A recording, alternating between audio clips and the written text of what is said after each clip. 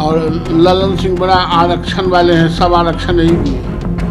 अरे आरक्षण का विरोधी भारतीय जनता पार्टी हो ही नहीं सकती है। जब पहली दफा कर्पूरी जी ने 27% आरक्षण लागू किया तो हमारे समर्थन से सरकार चल रही थी। 77 में जब मंडल कमीशन की बहाली हुई तो हमारे समर्थन से मुरारी विहार की सरकार चल रही थी। जब 89 में विश्वनाथ प्रताप सिंह के प्रधानमंत्री बने तो हमारे समर्थन से सरकार चल रही थी और उसी में मंडल कमीशन लागू हुआ।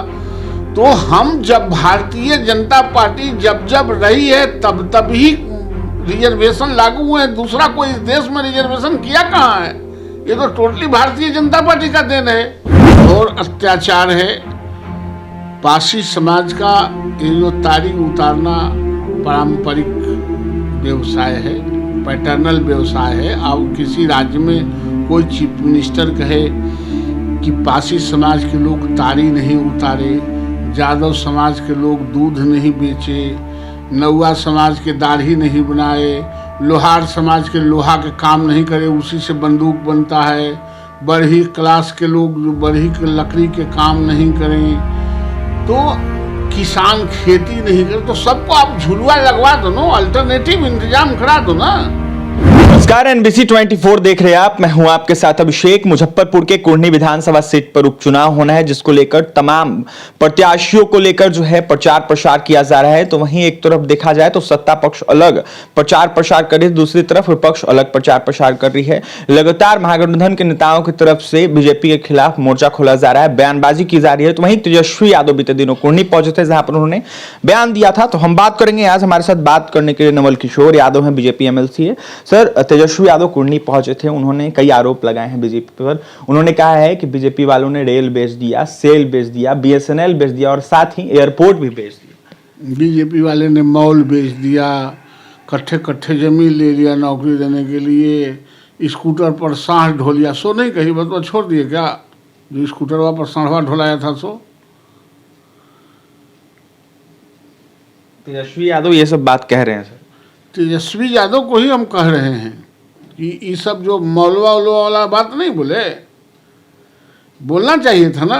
भारतीय जनता पार्टी विचारों के साथ काम करती है और कुढ़नी के चुनाव जीतेगा। ये लोग घबरा गए, घबरा के भारतीय जनता पार्टी के खिलाफ एन प्रकार कुछ दुष्प्रचार करना चाहते हैं, वो कोई फर्क नहीं पड़ने वाला। ललन सिंह कह रहे हैं कि बीजेपी वाले आरक्षण विरोधी हैं और ललन सिंह बड़ा आरक्षण वाले हैं, सब आरक्षण नहीं दिए हैं। अरे आरक्षण का विरोधी भारतीय जनता पार्टी हो ही नहीं सकती है। जब पहली दफा कर्पूरी जी ने 27% आरक्षण लागू किया तो हमारे समर्थन से सरकार चल रही थी। 77 में जब मंडल कमीशन की बहाली हुई तो हमारे समर्थन से मुरारी विहार की सरकार चल रही थी। जब 89 में विश्वनाथ प्रताप सिंह के प्रधानमंत्री बने तो हमारे समर्थन से सरकार चल रही थी और उसी में मंडल कमीशन लागू हुआ।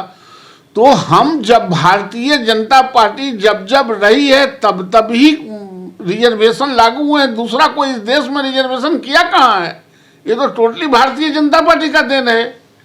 तो अब जिनको आंख नहीं है उसको हम क्या बता सकते हैं? ललन सिंह ये भी कह रहे थे कि TRP बटोरने के लिए गिरिराज सिंह कुछ भी बोलते रहते हैं, और ये भी ललन सिंह का कहना था कि बेतुका बयान देते रहते हैं। अच्छा,